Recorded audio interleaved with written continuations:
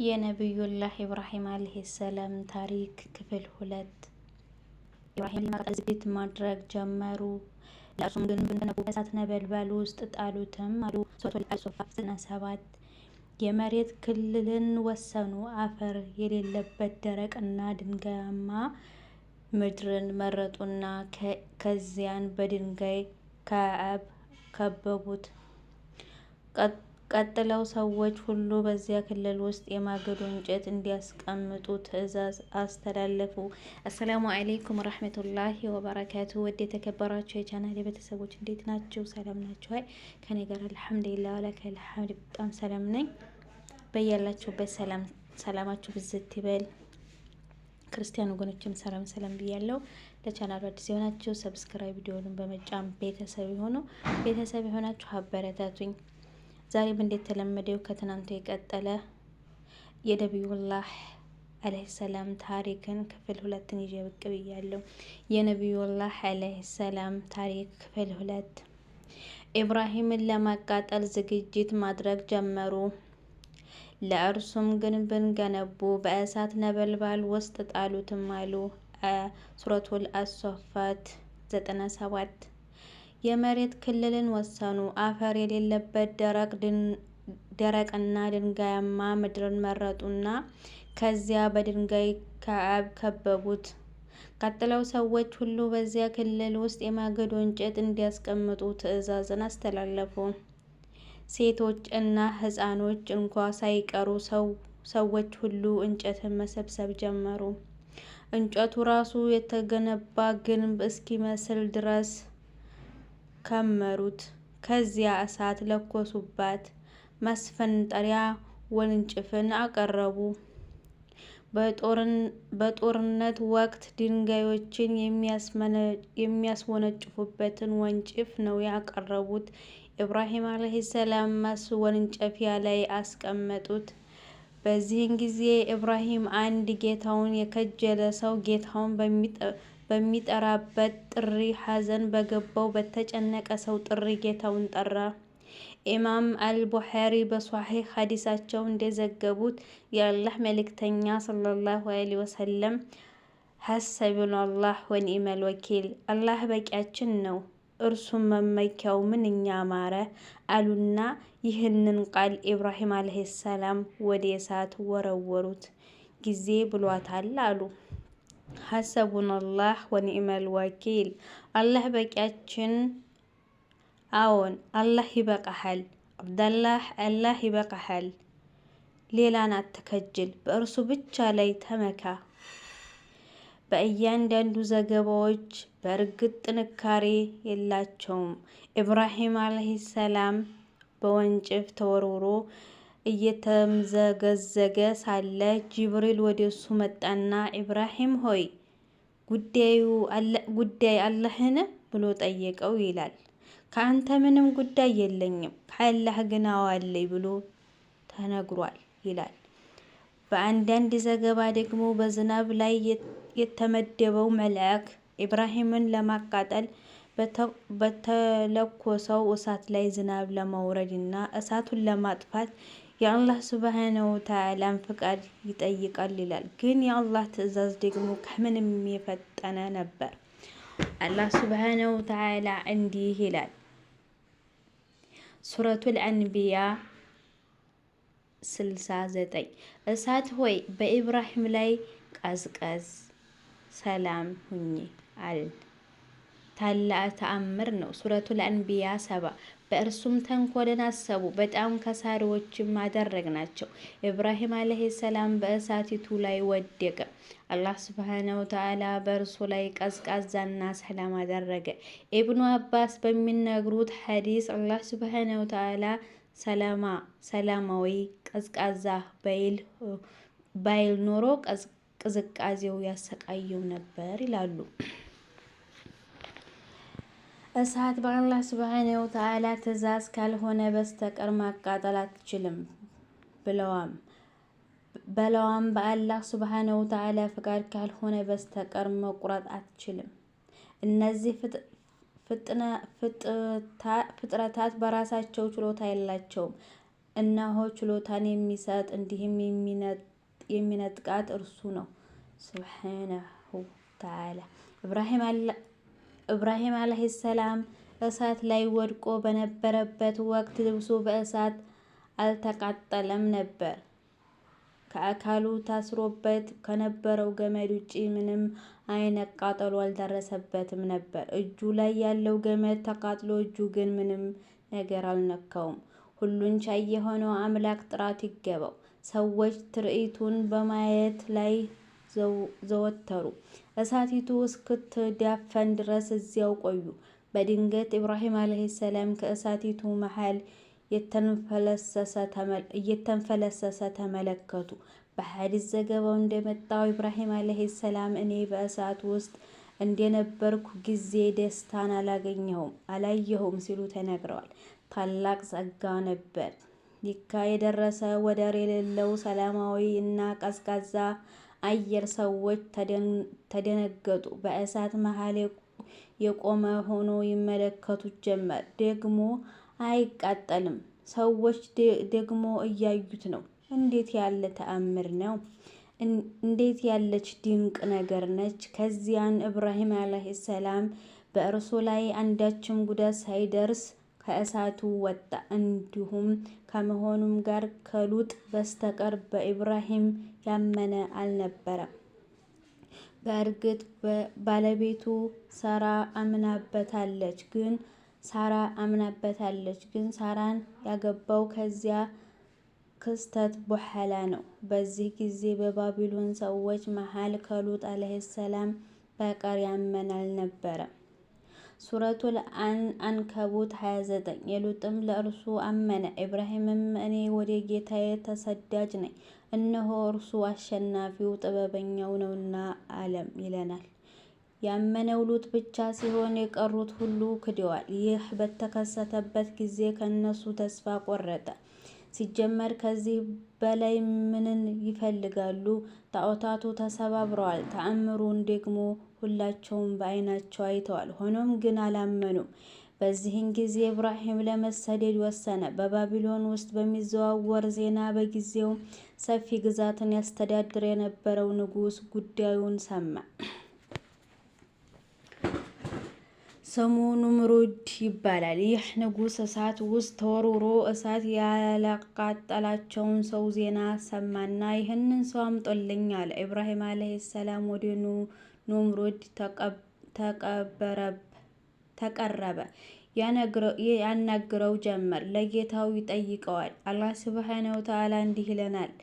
አልበቀራ 258 ወደዚህ አላህ ንግስና ስለሰጠው ኢብራሂም በጌታው ነገር ወደ ተከራከረው ሰው አላየህምን? ኢብራሂም ጌታዬ ያ ህያው የሚያደርግና የሚገድል ነው ባለ ጊዜ እኔ ህያው አደርጋለሁ እገድልሃለሁ አለ። ኢብራሂም አላህ ፀሐይን ከምስራቅ በኩል ያመጣል፣ አንተ ከምዕራብ በኩል አምጣ አለው። ያም የካደው ሰው ዋለለ፣ መልስ አጣ።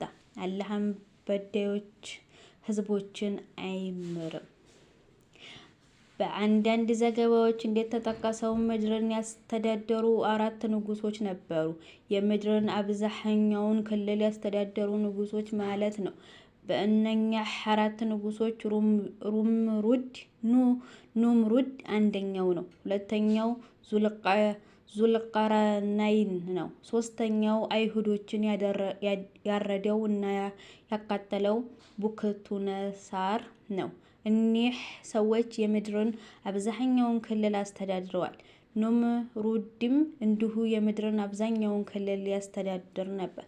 አላህ ሱብሓነሁ ወተዓላ ታሪኩን በተከበረ ቃሉ እንዲህ ሲል ይተርከዋል። አልበቀራ 258 ወደዚህ አላህን ንግስና ስለሰጠው ኢብራሂም በጌታው ነገር ወደ ተከራከረው ሰው አላየህምን? ኢብራሂም ጌታዬ ያ ህያው የሚያደርግና የሚገድል ነው ባለ ጊዜ እኔ ህያው አደርጋለሁ እገድልሃለሁም አለ።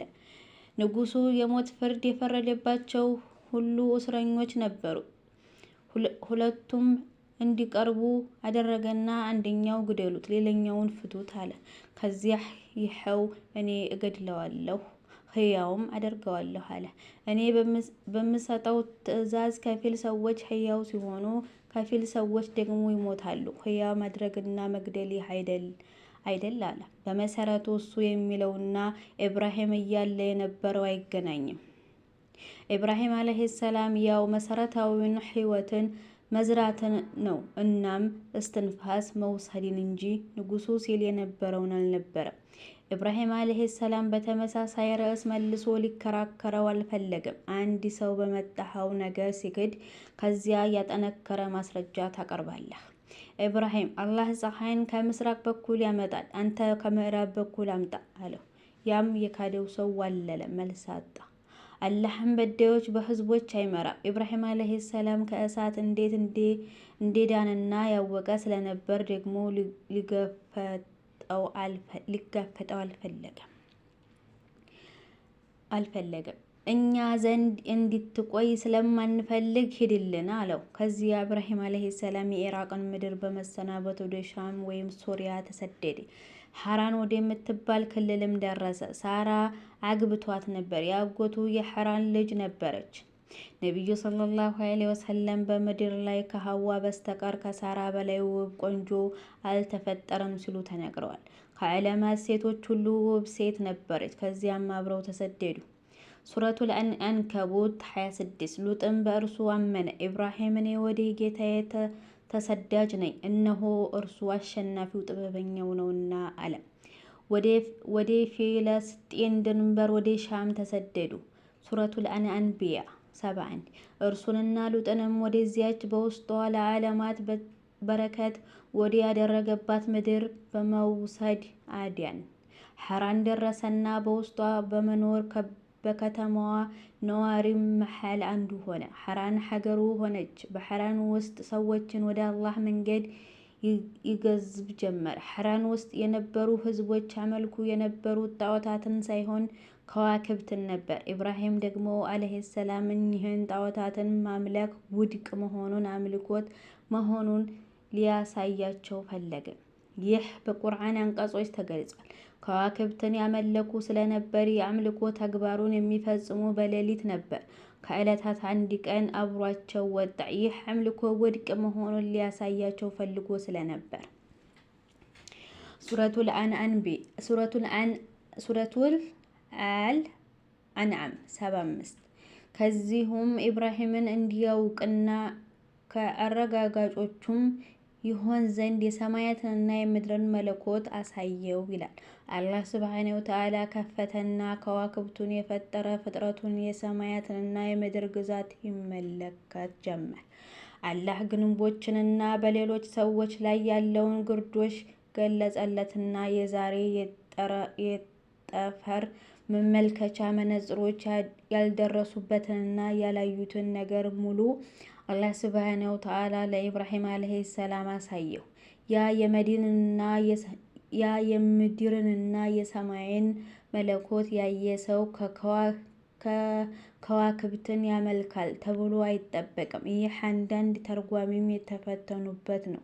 እሱም መጀመሪያ ኢብራሂም ከዋክብትን ያመልክ የነበረ ሲሆን ከዚያ በኋላ ነው አላህን በብቸኝነት እንዲያመልክ ቀናውን መንገድ አሳይቶ ነው ይላል።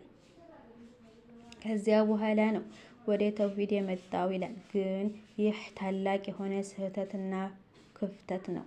አላሁ ሱብሓነሁ ወተዓላ የሰማይንና የምድርን መለኮት ካሳየው በኋላ ይህንን አያደርግም። ኢብራሂም አለይሂ ሰላም ማስረጃ ያቀርብባቸው ጀመር። የሰማይና የምድር ግዛት ከተመለከተ በኋላ ይጠራቸው ጀመር። ይህ በሐራን ህዝቦች ላይ ስለነበር በእርሱ ላይ አስረጂ ለማቅረብ ነው።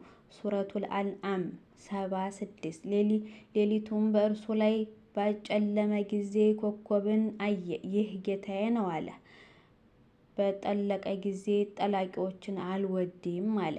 ይህ የኢብራሂም ያየው ኮከብ ዙህራ ነው ይባላል። ዙህራ ወደኛ የቀረበ ኮከብ ነው። ግልጽ ሆኖ ታዩታላችሁ። ጨረቃው በደመቀበት ሌሊት ደማቅ ሆኖ ታዩታላችሁ። ሌሎች ከዋክብት ብቅ ሳይሉ በፊት ብቅ ይላል። እኪ የምታመልከው ኮከብ ምርጥ ሲሉት ይህንን መርጫለሁ አለ። ይህ ቅርጹም ትልቅ፣ ይህ ጌታዬ ነው በማለት መለሰላቸው። የፈለገው በእርሱ አምልኮት ለመሳቅ እንጂ እውነተኛውን ጌታ ማለቱ አልነበረም።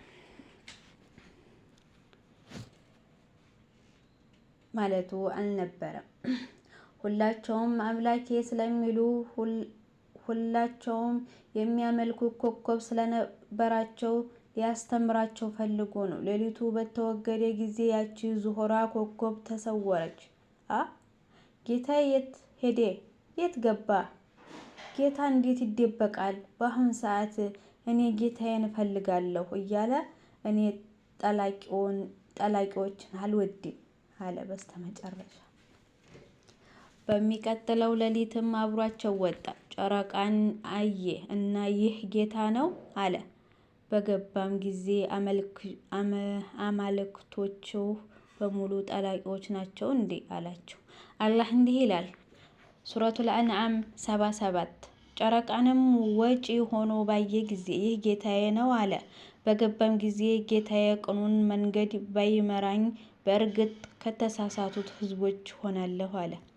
ሰዎች በጊዜው እየተመለኩት ነበር። ቀጥተኛ የሆነ ዳዕዋ ነበር። እነኛም እሱን ባዩ ጊዜ እንደሱ ማሰብ ጀመሩ።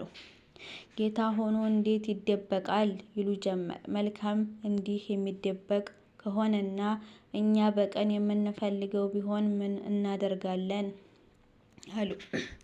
የቀኑ መተኪያ ሲደርስ ጎህ ሲቀድ እና ፀሐይ ብቅ ስትል ሱረቱል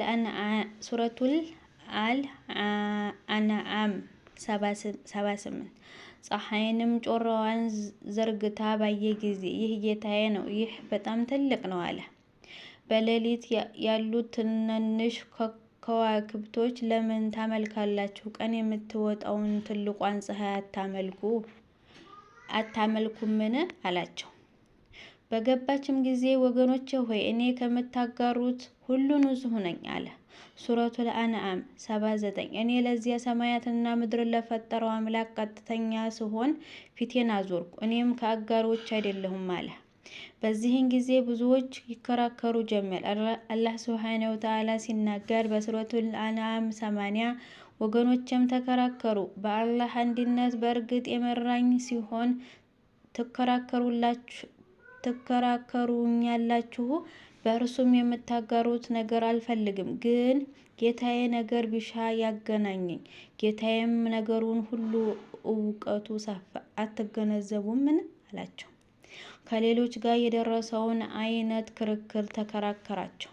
በሱረቱል አንዓም 81 በእናንተ ላይ በእርሱ ማስረጃን ያላወረደበትን እናንተ ማጋራታችሁን የማትፈሩ ስትሆኑ የምታጋሩት ጣዖታት እንዴት እፈራለሁ? የምታውቁም ብትሆኑ ከሁለቱ ክፍሎች በጸጥታ ይበልጥ ተገቢ ማንኛው ነው አለ። ሱረቱል አንዓም 82 እነዚህ ያመኑትና እምነታቸውን በበደል ያልቀላቀሉ ከዚያ ለእነርሱ ጸጥታ አላቸው፣ እነሱም የተመሩ ናቸው። ሱረቱል አንዓም 83 ይህችም ማስረጃችን ናት። ለኢብራሂም በህዝቦቹ ላይ አስረጅተን ሰጠናል። የምንሻው ሰው በደረጃው ከፍ እናደርጋለን፣ ጌታዬ ጥበበኛ አዋቂ ነውና ይላል አላህ ሱብሓነሁ ወተዓላ። እንዲህም ሆኖ ሰዎች በክህደታቸው ችክ አሉ። ወሰላሙ አለይኩም ክፍል 3 ይቀጥላል። በድጋሚ ለዚህ ቻናል አዲስ የሆናችሁ ሰብስክራይብ ደወሉን በመጫን ቤተሰብ የሆናችሁ አበረታቱ።